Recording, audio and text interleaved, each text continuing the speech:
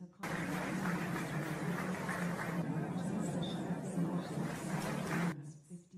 due to the gaps in the way our educational system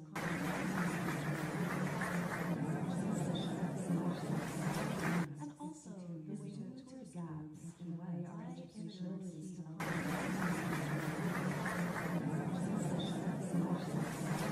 and also the way to gaps in the way our educational system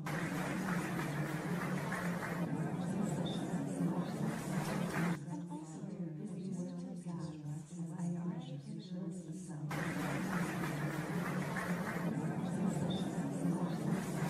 and also the way to gaps in the way our educational system and also the way to gaps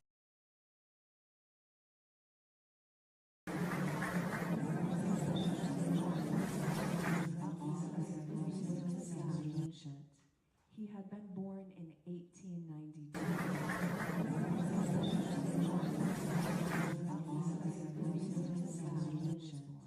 He had been born in 1892.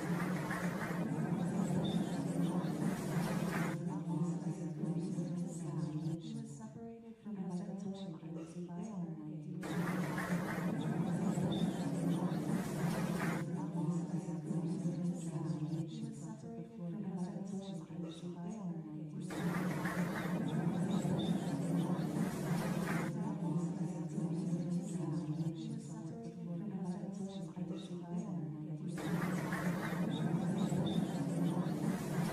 in 1892. She was separated from her parents in 1892.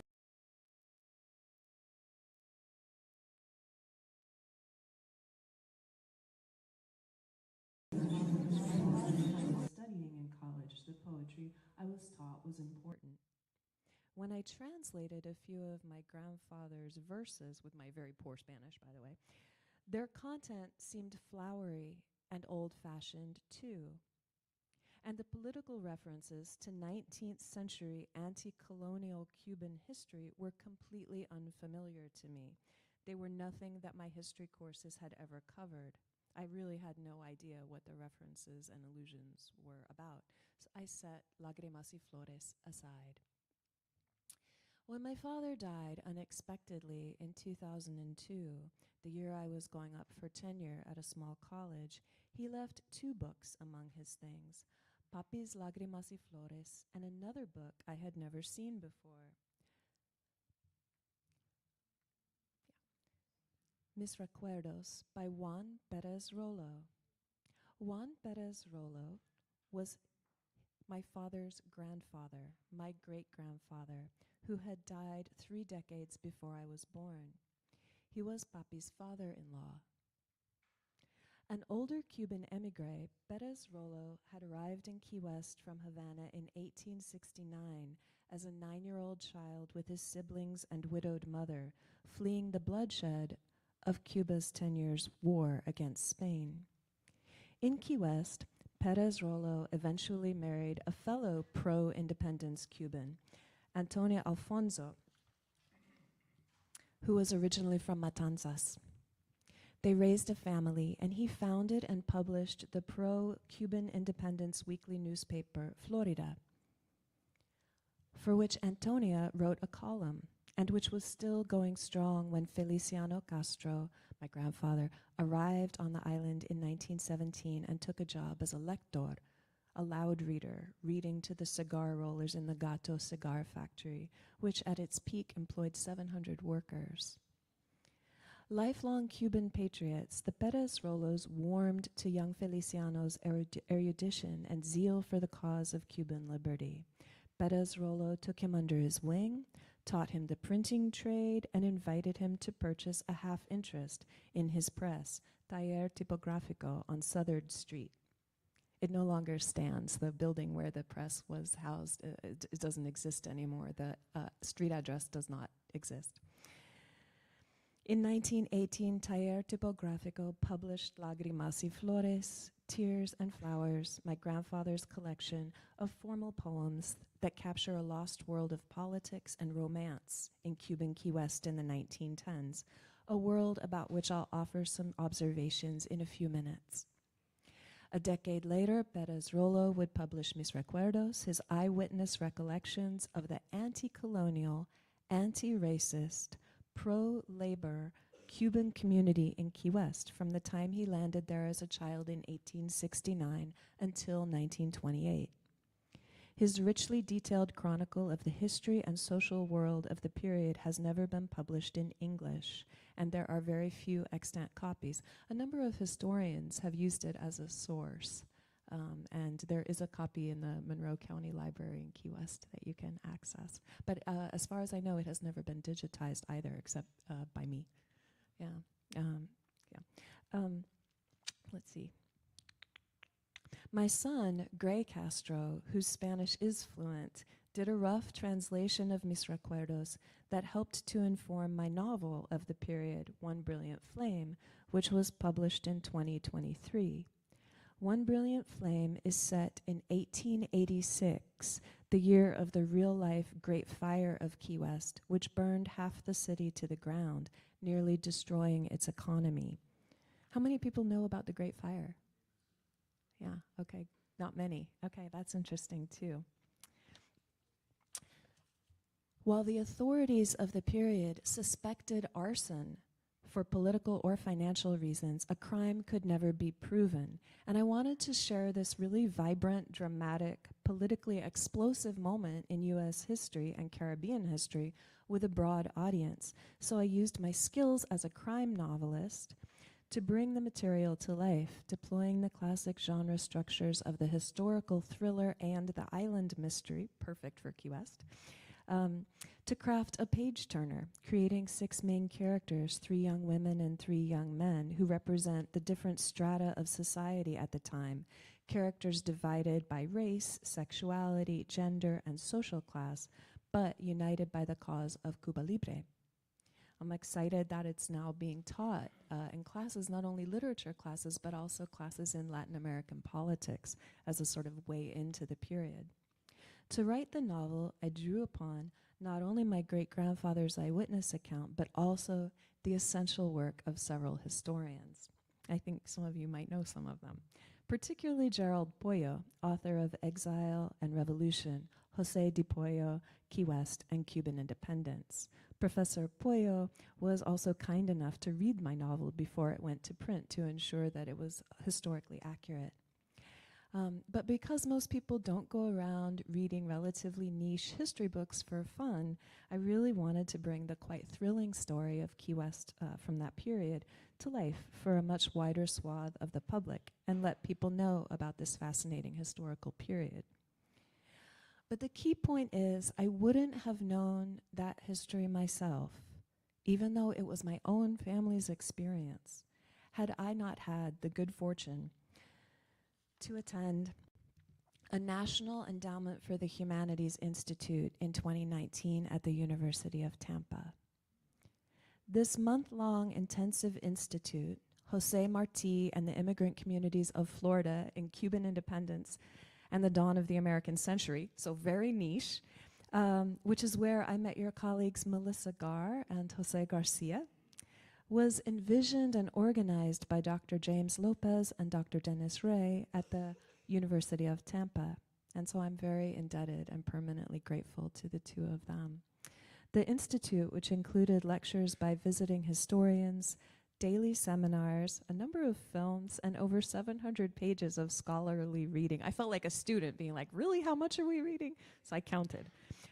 It focused specifically on the Cuban communities that worked in the cigar factories in Tampa and Key West, whose passion for Cuban independence fueled and funded the rebel cause, and it illuminated a world that had been entirely unknown to me.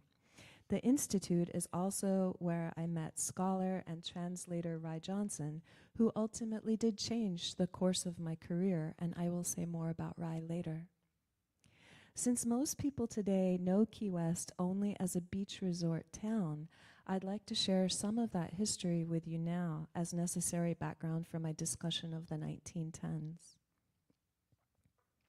Since the 1860s, Key West had been a haven for Cuban independence rebels fleeing the chaos of Revolutionary War on their home soil. Due to the vagaries of post-Civil War tariffs, cigars were prohibitively expensive to import into the United States, but raw tobacco was not, and German-owned cigar factories were already thriving on the little island. Cuban exiles soon founded their own factories. The tobacco was shipped from Cuba, and the Cuban workers did the labor of rolling cigars in Key West, which came to occupy one point on the so-called Tobacco Triangle, comprising 3 cities, Key West, Havana, and Tampa. Together, the 3 cities formed the core of a global cigar industry that produced and exported hundreds of millions of cigars each year, all across the United States and to Europe as well, and Latin America. This booming cigar industry, together with the island's deepwater port, transformed Key West into Florida's most prosperous town. Residents of Key West were also highly mobile and cosmopolitan. Steamships ran regularly on routes that linked Key West not only to Havana and Tampa, but also to New Orleans and New York.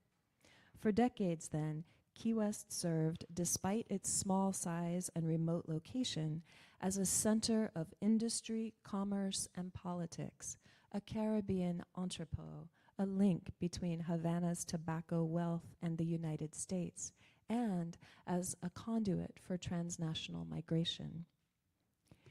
In this safe and prosperous haven offered by Key West, the Cuban rebels raised funds and gathered arms for the cause of Cuba Libre. At one point, there were 60 rebel cells active in Key West.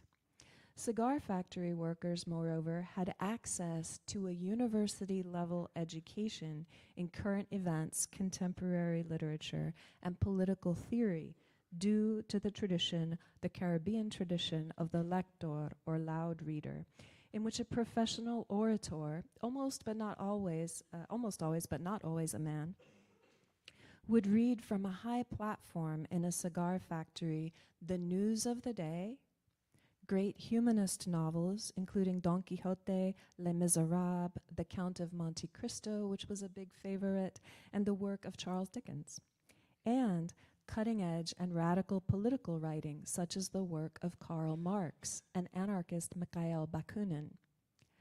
Not only the cigar workers benefited, but also housewives who would come and gather outside the windows of the factory to listen after their chores were done. Lectores were the intellectual rock stars of their day. In the evenings, they would meet in cafes to debate political issues while crowds gathered around them to listen. As an aside, I would not learn until my 50s doing research for the edition of Tears and Flowers what lectores even were, much less that my grandfather Feliciano had himself been a loud reader for years at the Gato Cigar Factory, which you can still visit on Simonton Street in Key West today. I once got to teach a creative writing workshop there for the Key West Literary Seminar. That was so deep. Like, it was so amazing to go into that building and know that he used to read aloud there. Wow, that was heavy. Heavy in a good way. As a result of the lector tradition, workers were keenly aware of strikes, labor protests, and something else, let me find it, and liberation movements around the world, as well as Latin American, US, and Spanish politics. Thus, informed and inspired by this auditory education, cigar workers often went on strike themselves. Well paid due to successful union organizing and both contributing to and benefiting from local Cuban mutual aid societies that provided high quality health care and racially integrated schools. I think the San Carlos Institute, which I'll mention in a moment, had the first racially integrated bilingual school in the state of Florida. Racially integrated schools, cigar rollers considered themselves an elite group of powerful, skilled artisans who absorbed and vigorously debated the ideas and controversies of their moment. The cigar workers actively shaped contemporary discourse too by pounding their chavetas, or small cigar knives, upon the wooden work tables. It was their form of applause. And this signaled to the lectores their approval and endorsement of particular passages from the reading. Because many of the lectores also wrote for the international Cuban press, including the 20 daily and weekly Spanish language newspapers that were published in Key West between 1880 and 1918, they could swiftly incorporate the reactions of the workers into their own arguments, capturing the mood of the masses. Spanish language newspapers printed in Key West were read by the wealthy Cuban independence community in New York City and secretly among Cuban rebels in Havana. Because of this rapid feedback loop, political ideas circulated rapidly and freely among manual laborers and intellectual elites, and between Key West and large urban centers. In fact, before his death on the battlefield in Cuba, revolutionary poet Jose Marti visited Key West and Tampa from New York multiple times to give political speeches and connect with the Cuban rebel communities in Florida. And he commented that he found the rebels of Key West to be the most radically anti-colonial and anti-racist of all Cuban communities in the United States. I learned about all this at the NEH Institute, where I met your colleagues Melissa and Jose, and where I also met Ry Johnson, who, as I mentioned, ultimately changed the course of my career by being kind enough to take a look at my grandfather's poetry.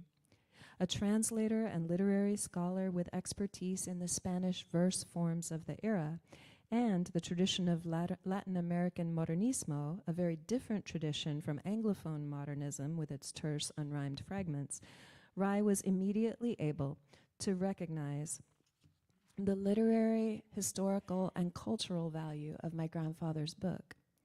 We began working together on a new edition, and in 2024, the University Press of Florida brought out our co-edited volume, Tears and Flowers, A Poet of Migration in Old Key West, a bilingual, facing page edition of Feliciano Castro's Lágrimas y Flores, complete with a 30-page introduction that contextualizes his life and poetry, footnotes that explain those various historical allusions that escaped me as a college student, and 2 appendices that offer further resources.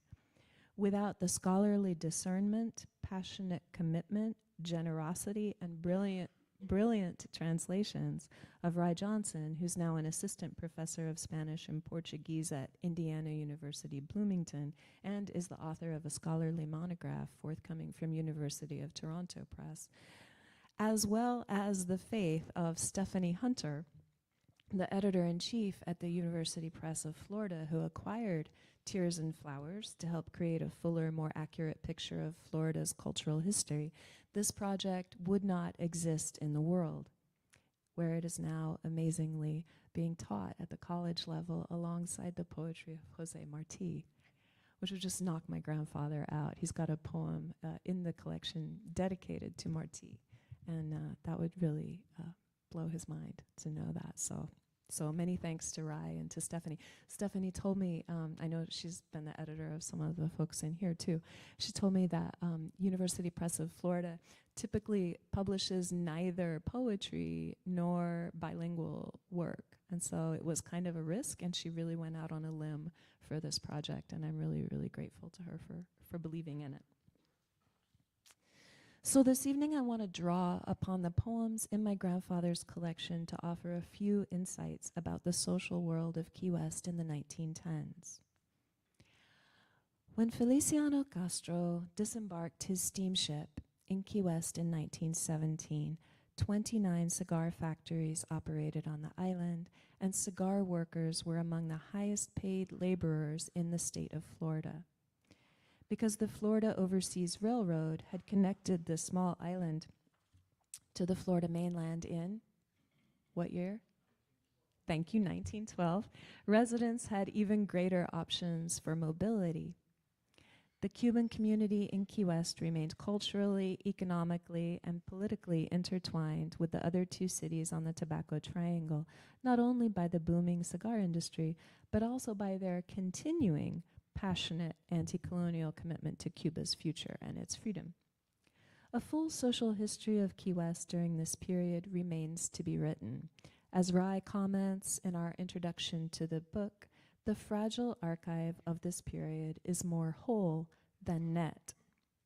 Nonetheless, the poems in Lágrimas y Flores do gesture towards some essential features of social and cultural life in Cuban Key West at this time, and I'll share 4 observations about that early 20th century social world with you tonight. First, although Cubans in Key West were, as I mentioned, highly cosmopolitan and aware of the wider world and the conflict raging in Europe at the time, their political focus still remained trained on Cuba and true Cuban independence, even though the Spanish-American War had supposedly liberated the country.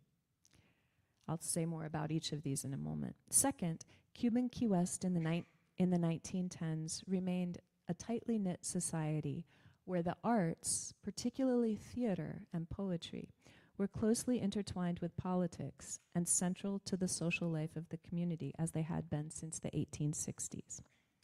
Third, poetry also intersected, perhaps less surprisingly, with the world of courtship, femininity, and romance, and poetic rituals which formed a highly important element of social cohesion were conducted in a semi-public fashion. More about that later. And finally, within Key West's Cuban enclave, which remained a primarily working-class, labor-driven community, women played important public roles as both knowledge workers and manual laborers. So, first point. Though World War I was raging, the focus of Cubans in Key West remained trained on Cuba as well. The 42 poems of the first section of Castro's book, Lágrimas, or Tears, focus primarily on politics, patriotism, and pain, including the nostalgic grief of migration and exile, including the loss of family and homeland, and the triumphs and suffering of history and war. In this regard, then, it's noteworthy that only one poem in the section dedicated to politics seems to address World War I, or the Great War as it was known then, El Derrumbe Universal, or the Universal Collapse, a 10-stanza poem that mourns the devastation of war, and it's told in the present tense, so the war is going on in the right now of the poem. By contrast, a sequence of 7 explicitly political poems about Cuba and Spain, some of which are quite long, deploys an encyclopedic welter of specific historical details to assert a kind of Hispanic and Latinx patriotic grandeur. In his poetry, Castro unifies various geopolitical sites in a transnational solidarity that links all those who were galvanized by the cause of Cuba Libre, a cause still very much alive in 1917, given U.S. hegemony in Cuba. As some of you know, in the early years of the 20th century, despite the fact that the Treaty of Paris had been signed in 1898, ending what was misleadingly called the Spanish-American War, a name that itself erases Cuba's 3 decades-long independence struggle against Spain altogether. Cubans in Key West were fearful, as José Martí had presciently been, that the United States would come to dominate Cuba, both politically and economically, fears that soon proved well justified. In the interests of time, I will not enumerate the many ways in which the United States did dominate Cuba financially and politically during those decades, exerting an iron control over Cuban domestic and international affairs that included direct military interventions and dominating key industries such as tobacco, sugar, and banana production. But if you are interested, chapters 13 through 19 of Ada Ferrer's outstanding volume, Cuba, An American History, offer a precise and thorough account. And it's simply a great pleasure to read and to teach. I actually taught it in a literature class at one point because the writing is so exquisite and the research is, meticulous, immaculate. I recommend the whole book. I'm a fan, okay. In any case, suffice it to say, Cubans at home and abroad were strongly concerned about the politics of their home nation, and this concern is reflected in the poems of Lágrimas. While the world focused on the European theater of war, Cuban Key West's eyes were also trained keenly on Cuba. So I find this important because I think it illustrates that people can have multiple political allegiances at once. Second, from Castro's collection emerges a vision of a tightly knit society in which politics and the arts were closely intertwined.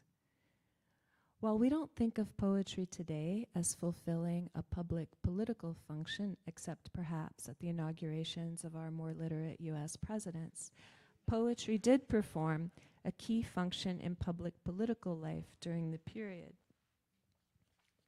often appearing in newspapers alongside news articles, for example. Castro's 15-stanza poem El Grito de Yara, or The Cry of Yara, is about the foundational incident of Cuba's anti-colonial rebellion against Spain in 1868. How many people know about The Cry of Yara?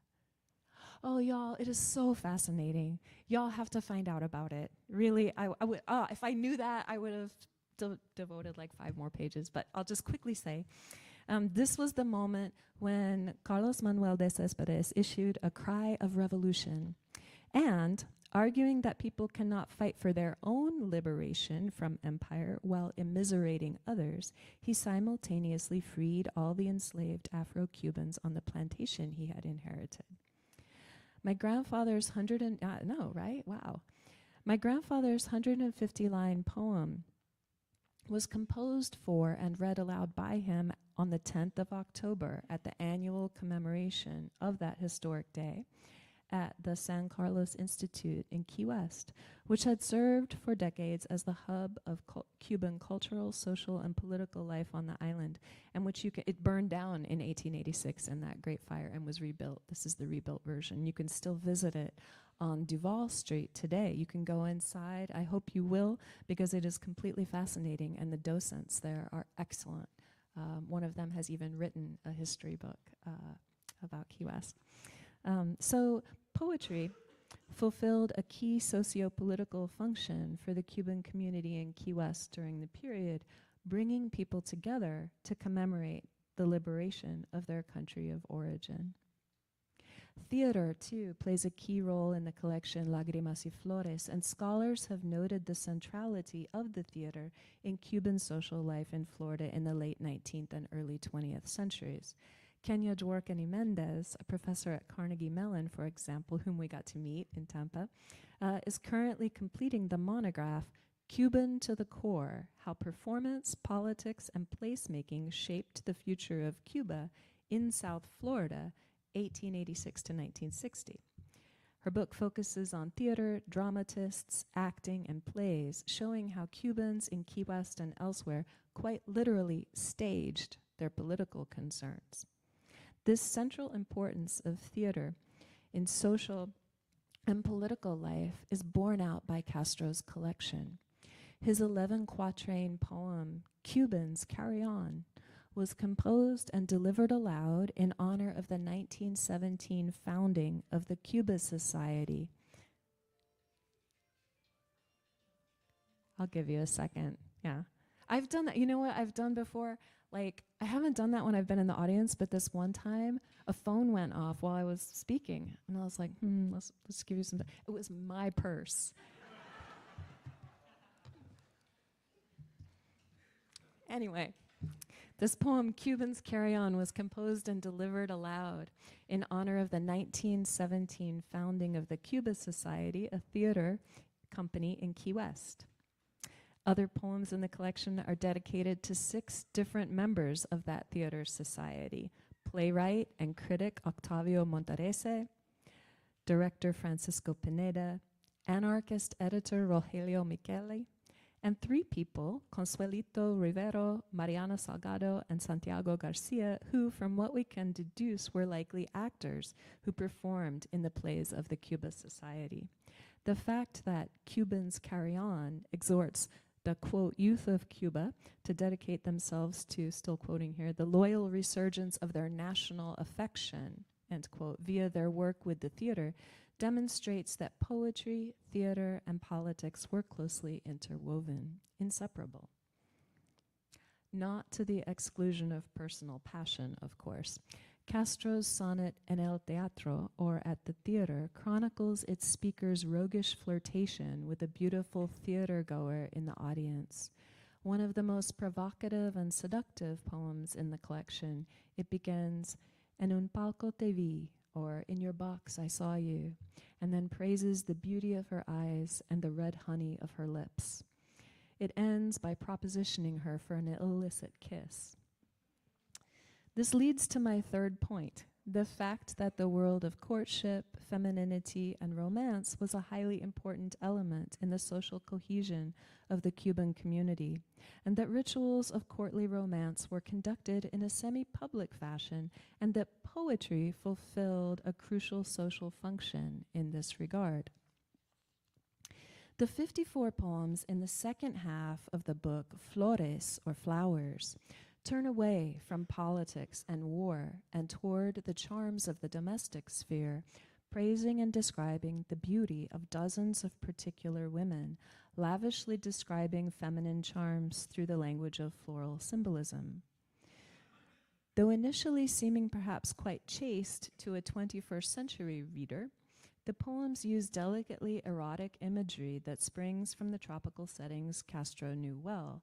A woman's body sways like a palm tree.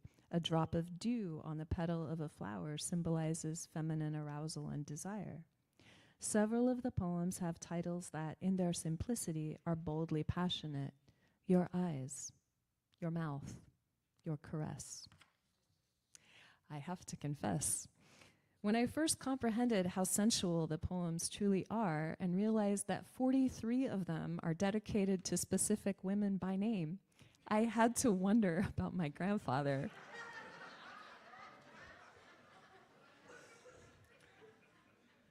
Was he the Casanova of Key West?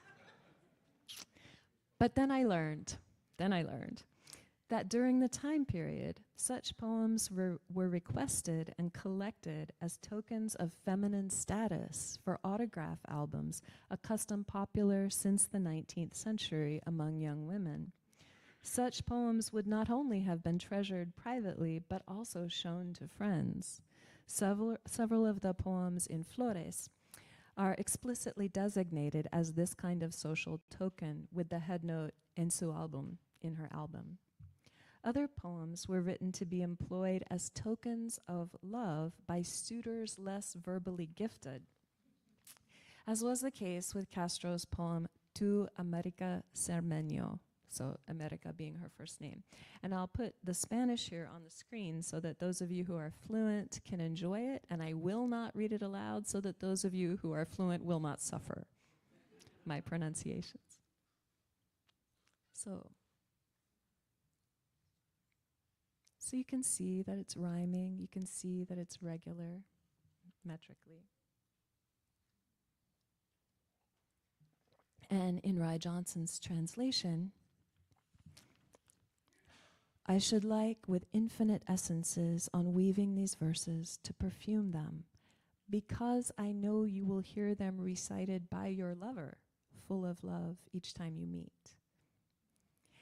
And indeed, it appears to have had its effect, because a few pages later in the collection appears a poem in celebration of America Cermeño's marriage to Rogelio Micheli, the anarchist editor and member of the Cuba Society, the theater group. Particularly moving to me personally, and this answers a question, I think maybe Kayla asked it today in class, are the sonnets to Sofia Perez Rollo. So this was the daughter of Antonia and Juan Perez Rollo, whom Feliciano would marry 2 years after the publication of the volume, and also to Sofia's younger sister, Eponine, still a child on the occasion of her birthday. Because I knew my great-aunt Boni, as she was called, only as an elderly woman, it was moving to encounter her in verse through the eyes of my grandfather and imagine her as a little girl. Here's the first stanza of his original.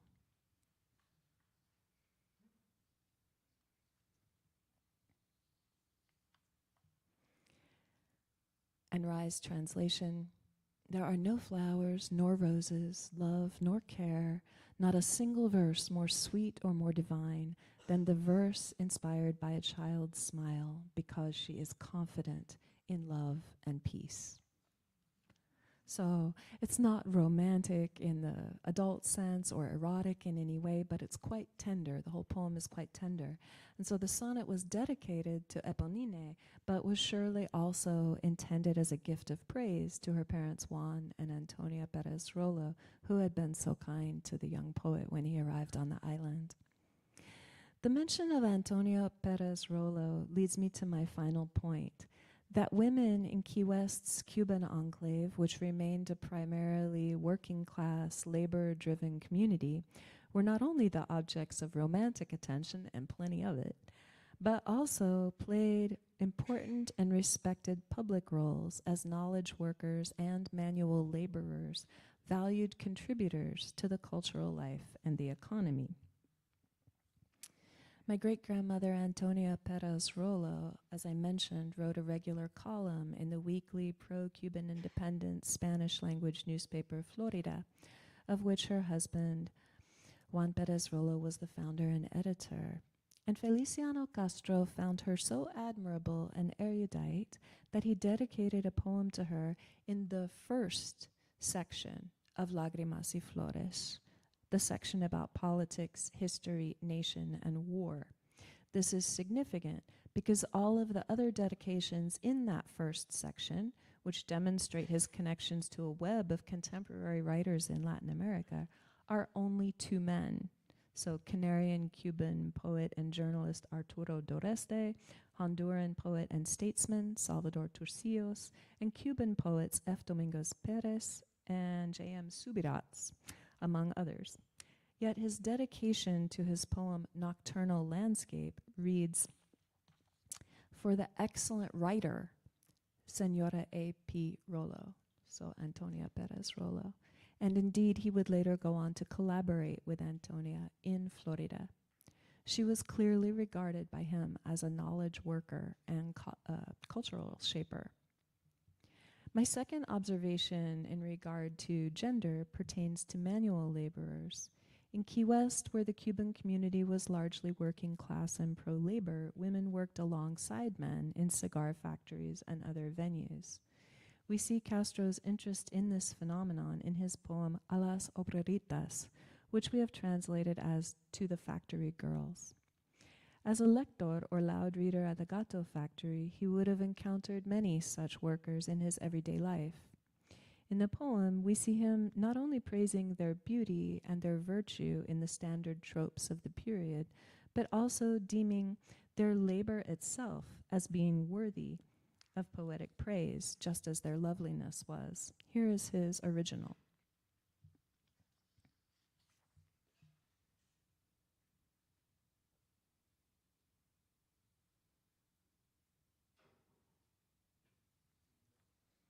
And I'll read you Rye's translation.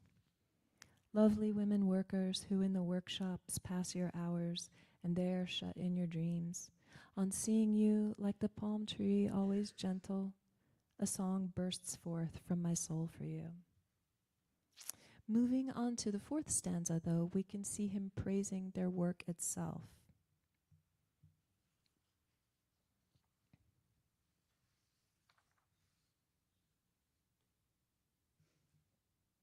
Which Rai translates as, labor is a love that ennobles, and rhymes a song at home face to face with virtue. It is the diadem of your brow, before which I offer, reverent, the rough song of my lute. While other stanzas in the poem express the speaker's wish to rescue them from lives of difficult labor, the value of their social contributions is never in doubt. Castro's verses help us reconstruct the world of Key West in the 1910s, and it's an honor to be able to restore my grandfather's work to the world. In our edition of his volume, we've carefully annotated all the individuals, institutions, and cultural and historical references so that a reader can easily navigate the unfamiliar material. And Appendix 1 of the volume offers a detailed accounting of the people who surrounded Castro, their institutions and professions, and their literary work. The new edition of Lágrimas y Flores thus contributes to a fuller picture of Key West's rich social history, providing new insight into the social architecture of the Cuban community. And my hope is that similar work will be done with Juan Pérez Rollo's Mis Recuerdos, making it available in both English and Spanish with the essential context so that contemporary readers can benefit from the rich account it furnishes.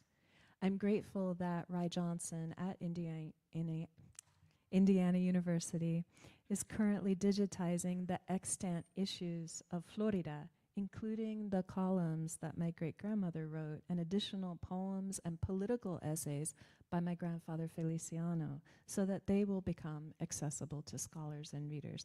It's an incredibly fragile archive, and I will just mention, in terms of how fragile this archive is, when I told my brother all about this project that Rai and I were doing, he was like, you know, I got some boxes in the garage.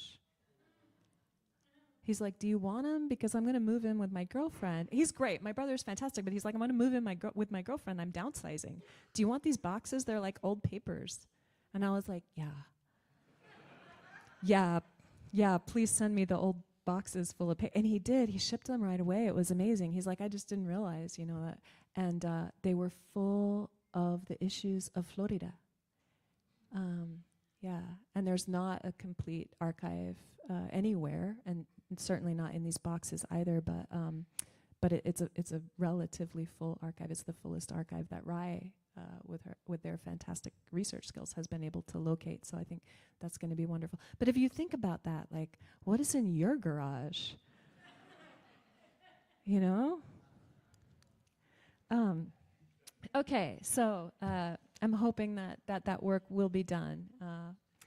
Particularly in our current moment, it's valuable to know that here in Florida, a radically anti-colonial, anti-racist, pro-labor, and proto-gender egalitarian society thrived on the tiny island of Key West for decades, and that despite its small size, Key West had a significant political and economic impact on the world.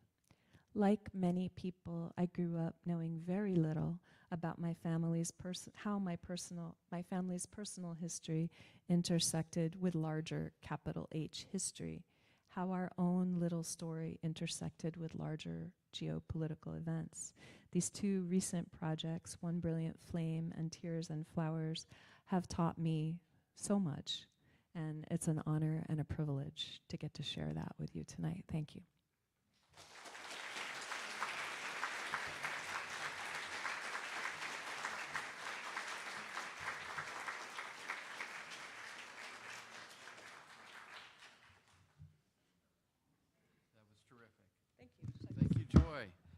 We've got some time for some questions. The book is, of course, across the way over there if you want to get a copy. I'm sure that Professor Castro, I'd love to sign a copy for you. But before we get over there, go over there, are there any questions that people have? I think you can probably hear, so go ahead and project your voice. How did you feel when you realized just how much of a life your grandbrother had before you knew him? That is a beautiful question. It felt so heavy and so deep, and like I don't have really great words to convey how deeply meaningful it was. It felt like a huge gift, right? Because, if I hadn't learned that, I would have gone to my grave eventually, not knowing that about him, and to realize that he had been. I mean, we can guess, right? We know everybody has a rich interior life, but that he had been a passionate young poet, that he had been involved with a theater company, that he had hung out with an anarchist editor. Like, who even knew? Not me. And so that was just amazing to me to have that whole world opened up. And, it was, I just knew him when I was little, and he was just boppy, and how incredible. And, I think about it in terms of my own future. Will I have grandchildren who won't be able to know me? I don't know. Like any of us, that could happen. And so how to be open, how to keep those lines of communication open, how to make sure that our histories remain visible to our descendants. That's a really rich and beautiful area of inquiry. I feel grateful is how I feel. I just feel deeply grateful. And, it would have been one thing to learn it and to have that sense of gratitude, but to then be able to share it, right, with other people and be like, oh, this opens up a window for a lot of people into a lost, or not lost, but almost lost or forgotten social world, in that period. To be able to share that and to be able to share the poems, like with your class, how amazing. What a gift, what a gift to have that be able to come through you as a scholar and as a writer. Wow. Yes? You discovered letters and documents from your family. How did that discovery point you to your personal narrative, how you chose to write your book? How is those those reading those point you to your narrative? So when you say my narrative, do you mean the one brilliant flame book? Yeah. Okay, okay. Your narrative decisions, how you wrote it, what you chose to put in. Yeah. Okay. Um, I definitely wanted to have the novel represent multiple social strata in society. So I mentioned that there were young women and young men. It was also sort of multi-generational, so their parents and even grandparents are included, but they also come from different social classes, different political views, different racial backgrounds, different sexual orientations.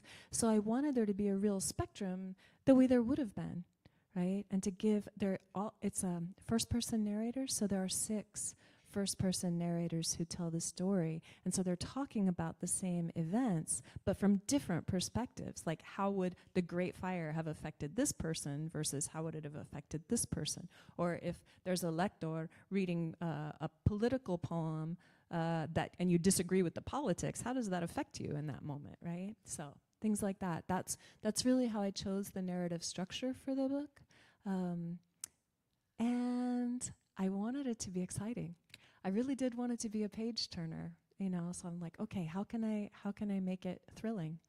The time period was thrilling. They were fighting duels in the streets in Key West. They really were. And there was subterfuge and sabotage. It was a lively, lively time. And I wanted to bring that to life with real characters that you could care about. And also, I had some people be bad, Like, not all 6 of my main characters are like noble, good people. Yeah, so that's kind of fun too, right? A little sinister. Yeah. Great question. Yes. So how did your living all over the world inform how you approach what you learned about these Key West Cubans and Key West Constance? Because they're proud of their multi-generation roots in that place, and many of the ones we knew when we lived there were proud of the fact that they don't do anything like we do anywhere else in the world. When we knew better,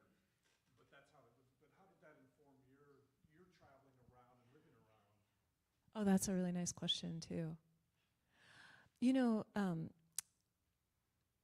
I think that I've always had to approach writing about a place and a community as a very respectful outsider, because I've never spent long enough in any one place to be viewed by the members of that community as an insider, right? So I've written 2 novels set in New Orleans after Hurricane Katrina. And I've set 1 novel in West Virginia, where I did live for a while as a child. But, you know, we moved there as strangers coming from Florida, right? We didn't belong. You know, and so I always have to do a lot of research and write with a lot of respect. So even, and check it out too, right? Like checking out One Brilliant Flame with Jerry Pollo, that was very important to me. I'm like, I want to get it right. So I want to check with the experts. And so that's how I approach it, with a lot of care and respect, and tentatively, nervously, but I think that keeps me on my toes. It keeps me accountable. You know, I can come into a place, and also when I come in as an outsider, I notice things sometimes. I'm like, oh, I love this. And they're like, oh yeah, we kind of take that for granted, right? Or I'm like, oh, that's weird. And they're like, no, that's how we do it. I'm like, oh, well, it's weird to me, you know? So different things strike me, and I can bring those to life in fiction. Yeah, so yeah, that's a very cool question. Back there and then up here, I think, yeah. Yeah, so some of the, and we want to figure out like more about Rogelio Michele. His sister Violeta was also an anarchist, and apparently was being chased at one point by Spaniards on the island of Key West, and she had to hide overnight in a cemetery. Yeah, really strange. But so he was publishing work that was anarchist in its commitments, in its political commitments. Oh, what anarchist means? Well, yeah, anarch, so not non-authority. So like a belief in no government, right? A belief that if humans could be inherently good enough, we wouldn't need anyone ruling over us. That's the short version. Yeah, but I think Peter Kropotkin would be a really good writer to read, and then Mikhail Bakunin, the great Russian anarchist, would be a good one, and then Proudhon would be another classic anarchist of the 19th century. So they were very influential in their time. Some people associate them with violence and like bomb throwing and so on, but that's not always the case. That's not really, if you read their work, they're not in favor of violence, they're just in favor of not being ruled by anybody else. Yeah, so yeah. Mikhail Bakunin would be my favorite of the 3. He was very like gender progressive in the 1800s, so that's kind of cool. But anyway, yeah, thank you for asking that good question. Yes, right up here.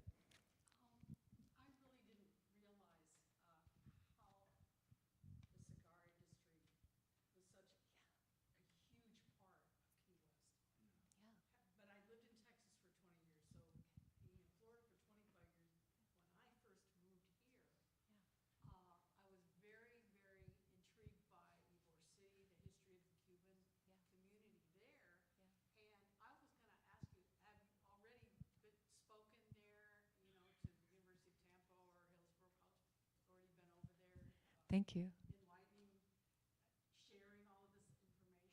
I did get invited to University of Tampa after One Brilliant Flame came out, and I was able to give a reading and visit classes and talk to them about that. And then James actually came to a talk that Rye Johnson and I gave about Tears and Flowers. So I think they do know about this book as well.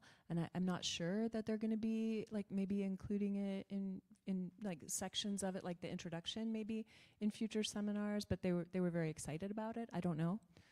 Yeah. Yes.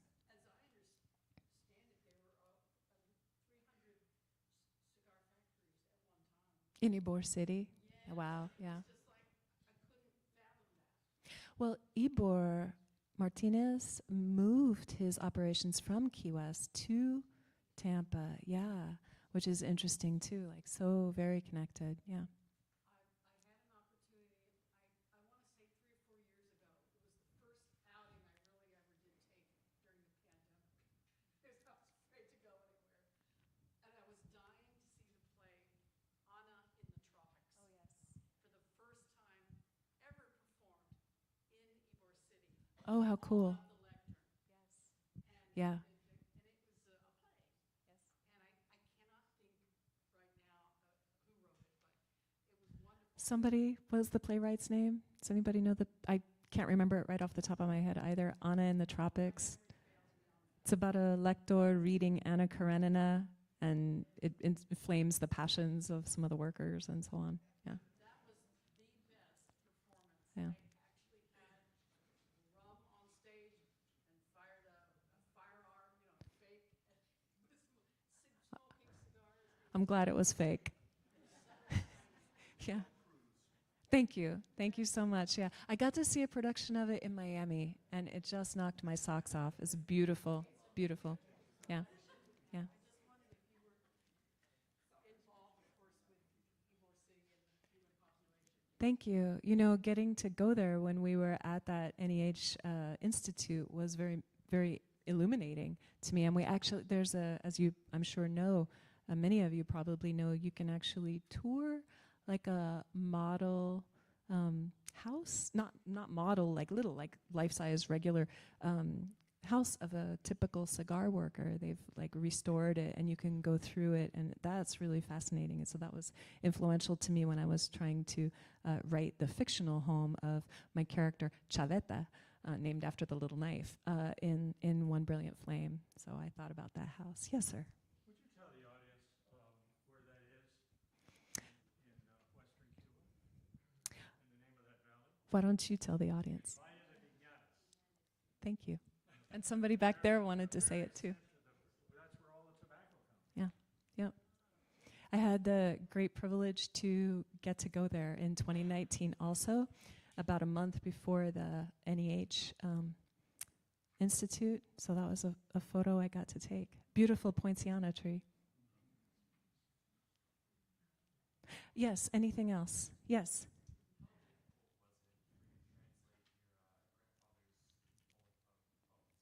It was so difficult that I did not do it for the book. Rye Johnson did it. It would have been impossible for me. Yeah. Yeah, no, my Spanish is so weak. I was telling some students today, I did do like one of my PhD language exams in Spanish, but it was terribly hard. Like I grew up pretty monolingual, right? English only monolingual. My father had been like physically disciplined in school in Key West for speaking Spanish. And so he did not want anything like that for his children. So he did not speak Spanish in our home. He only spoke Spanish when we were in Key West and he was talking to his parents and sisters. And I think it became like the secret language too, so they could talk about grown-up stuff in front of us and we wouldn't know what was going on. Yeah. So it would have been impossible for me. Like I did it, as I mentioned, when I was in college, I translated some like with the help of a dictionary and so I could get the gist, but I could never have made them poetic, right? My skills are just too weak for that. So I'm super grateful to Rye. Yeah, thank you. It's a good question. Yes.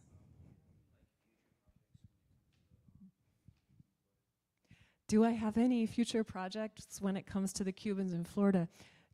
Y'all, they won't let me go. I've been like writing short stories, so I got to have an artist residency, and if any of you are artists, and in different media too, you don't have to be a writer, there is a wonderful artist residency at the studios of Key West.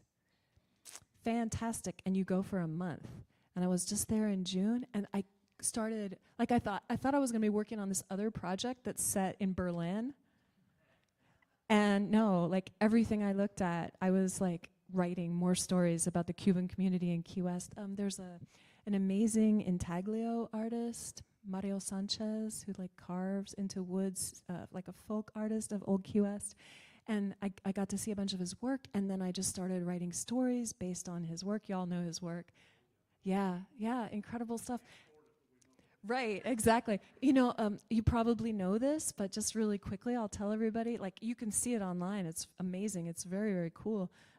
He would take, he was self-taught, and he would take the paper bags from Fausto's grocery and open them up and sketch out his plan for the intaglio on the grocery bags, and then carve the picture into the wood and then paint it, right? And they're gorgeous. They just capture the social life of Cuban Key West. And not just Cuban Key West in general, multicultural Key West. And now those paper bags sell for more than I can afford. Yeah, yeah, yeah, they're gorgeous. But anyway, no, so I am writing short stories about it. I do have this novel planned set in Berlin, in the Havel River, like outside Berlin, on an island also, Schwanenwerder, if anybody knows that island. And it's set today and in World War II, like it has these two strands. I need to finish that, right? But Cuban Key West keeps like knocking on my brain. So thank you for asking that question. I think I will be publishing a bunch of those short stories, I hope.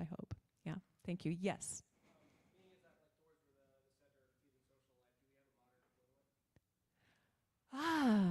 That the lectores, since being that the lectores were in a way the center of Cuban social, intellectual, political life, do we have a modern equivalent?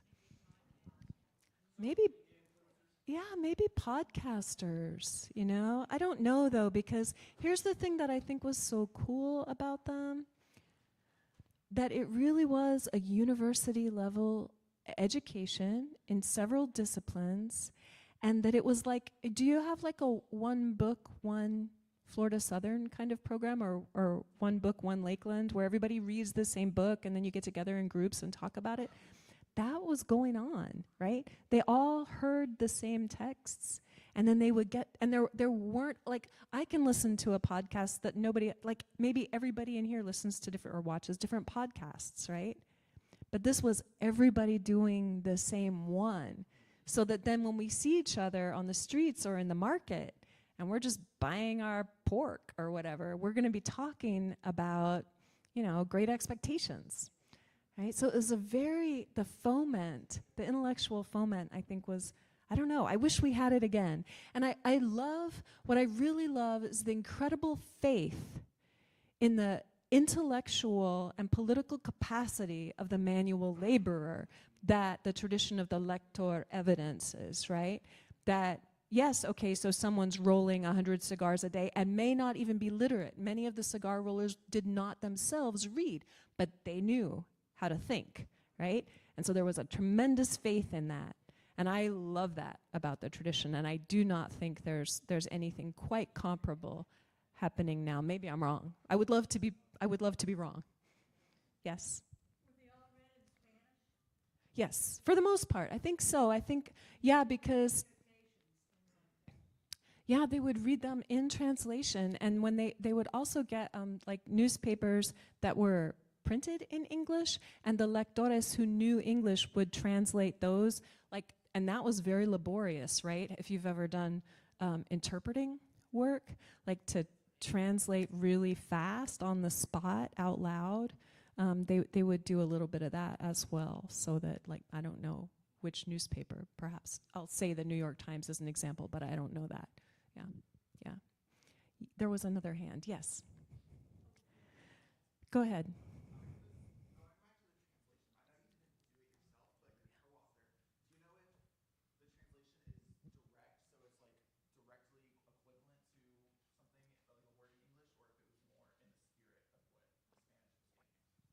Right, tried to do both. They tried to stay as close as possible to a literal translation while also trying to preserve the form.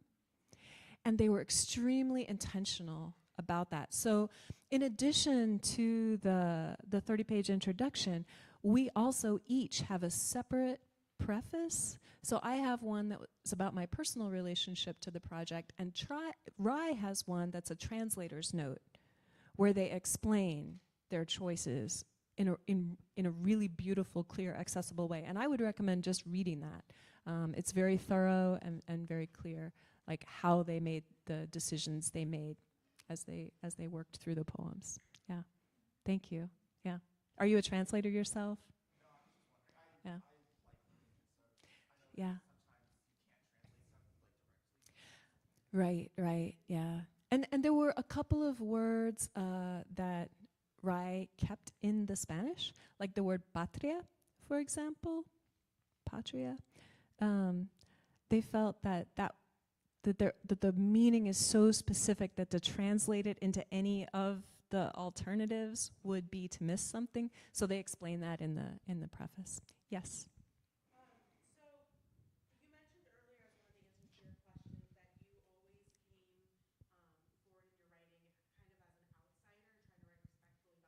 outsider and trying to write respectfully about these cultures that you didn't consider yourself really a part of.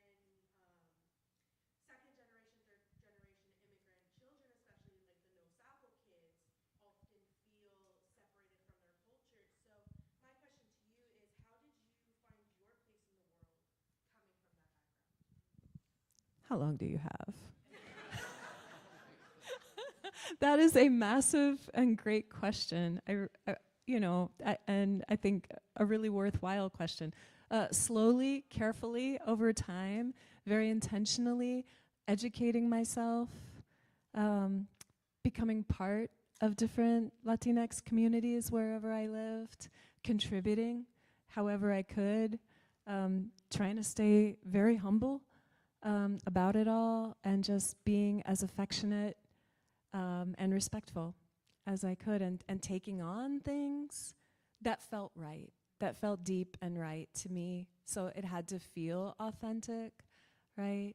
For me to embrace it and say, yes, this is something that I'm going to do now as a daily practice, or this is something that I'm going to claim now.